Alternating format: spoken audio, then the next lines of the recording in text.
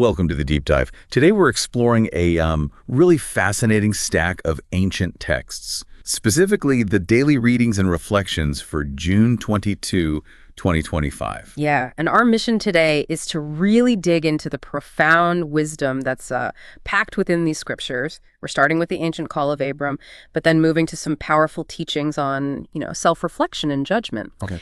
And the goal is to see how these timeless messages, how they resonate with your life right now. You might find they offer some surprising insights, maybe some practical guidance for living more intentionally, more compassionately. Okay, so with that mission set, where do we start digging? We begin with a really remarkable story. It's from Genesis chapter 12, verses 1 to 9, and it opens with this very direct, powerful command to a man named Abram. Right. What's truly fascinating here is the Lord's immediate, almost jarring directive to Abram: go forth from the land of your kinsfolk and from your father's house to a land that I will show you.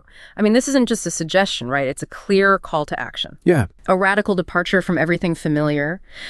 For many people today, that kind of clear call into the unknown can be, well, terrifying. This text immediately makes you wonder, what would it actually take for you to leave everything you know behind? And with that huge command comes some incredible, just sweeping promises. The Lord says, I will make of you a great nation, and I will bless you. I will make your name great so that you will be a blessing. And it keeps going. The blessing extends even further, kind of globally. All the communities of the earth shall find blessing in you. That's a really crucial observation. And it highlights Abram's response, which is profound, despite being 75 years old. 75. Yeah. An age when most of us are, thinking about slowing down, settling in. He went as the Lord directed him. Just like that. Yep. He took his wife Sarai, his nephew Lot, all their stuff, their possessions, and the people who had joined their household in Haran. They literally just picked up and set out for Canaan.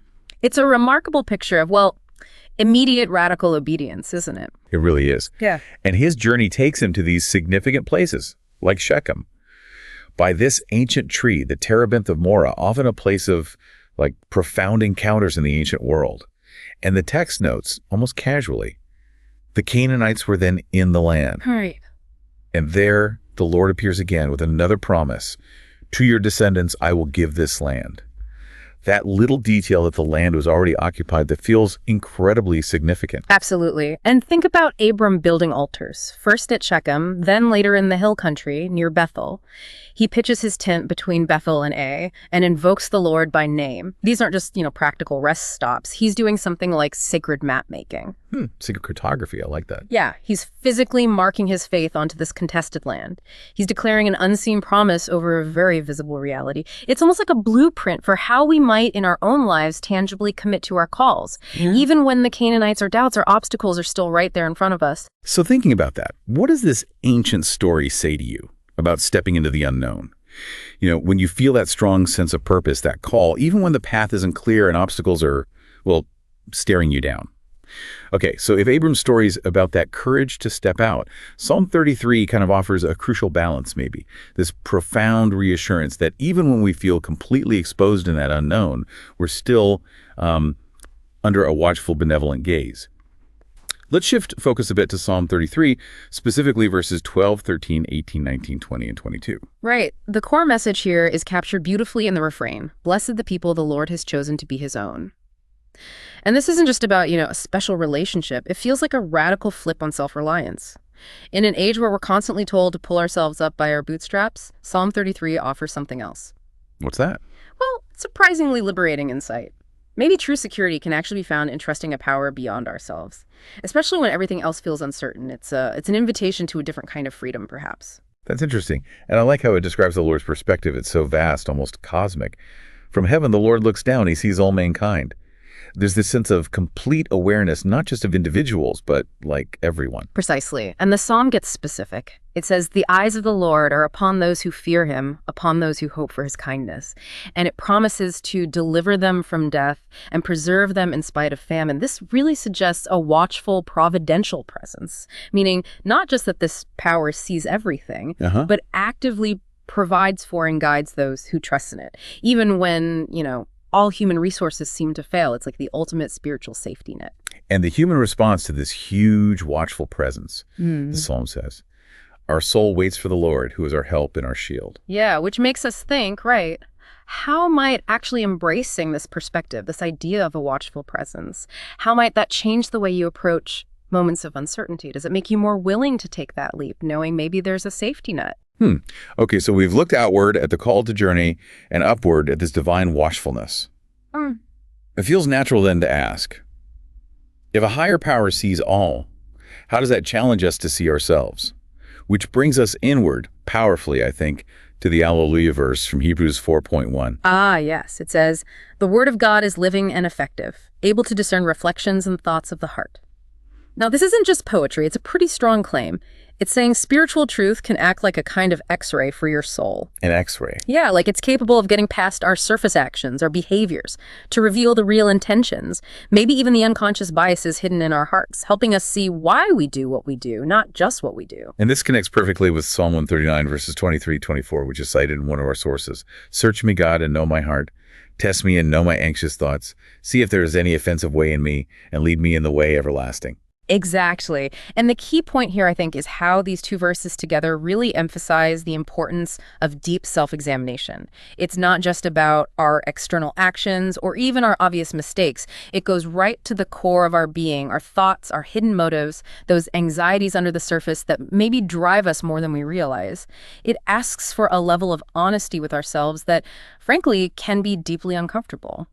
So, considering all this, how might we apply these insights today? It feels like an invitation to a level of self-awareness that goes way beyond just surface thoughts, pushing us to really understand the depths of our own hearts. Okay, now let's turn to a part of these readings that often hits us right where we live, in our daily lives, and honestly, it can be incredibly challenging. Jesus' words in Matthew 7, verses 1-5, they directly address how we interact with other people.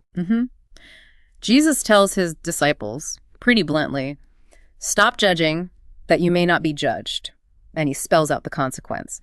"For as you judge, so will you be judged, and the measure with which you measure will be measured out to you." This isn't just, a spiritual warning. It feels almost like a psychological insight. How so?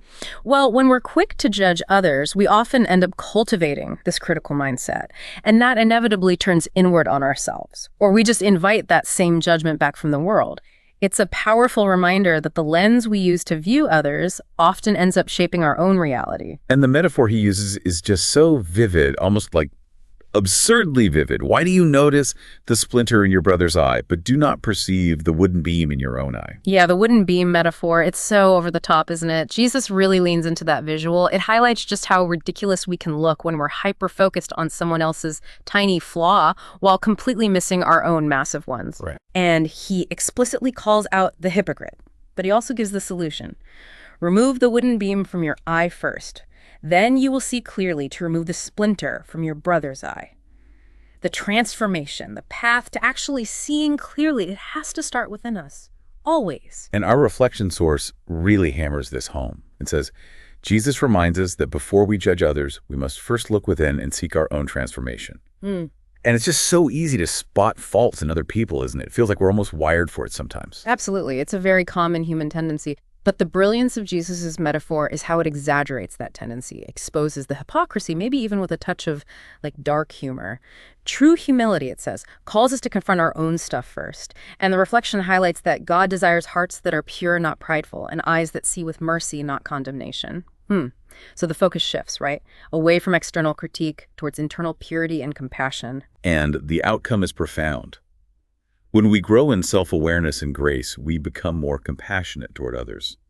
The prayer in the source even asks to see myself with honesty and others with compassion, and to have the courage to acknowledge my faults and the grace to extend kindness. Exactly. Which highlights that genuine compassion towards others isn't just some fluffy feeling. It's actually deeply rooted in courageous self-awareness and humility. It's about transforming our own inner landscape first, so that our words and actions naturally start to reflect mercy.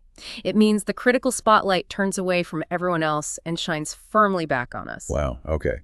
So we've journeyed quite a bit today. We've navigated those ancient calls to adventure and divine promise with Abram, explored the vastness of divine oversight in the Psalms, and delved deep into the power of inner discernment and this challenging but maybe liberating call to self-transformation from Matthew. Yeah, and these sources, even though they're ancient, they're not just, historical artifacts. They feel more like a kind of spiritual operating manual, offering surprisingly practical wisdom for navigating Well, everything from courageously stepping into the unknown to grounding yourself in trust when things feel shaky, and perhaps most crucially, mastering that art of looking inward, honestly, before you even think about critiquing the world around you. So building on our deep dive into these really powerful texts, here's something to maybe think about. What's one area where you might be holding on to a splinter in your mind about someone else? And what beam in your own perspective might come to light if you pause, really pause, to examine it first?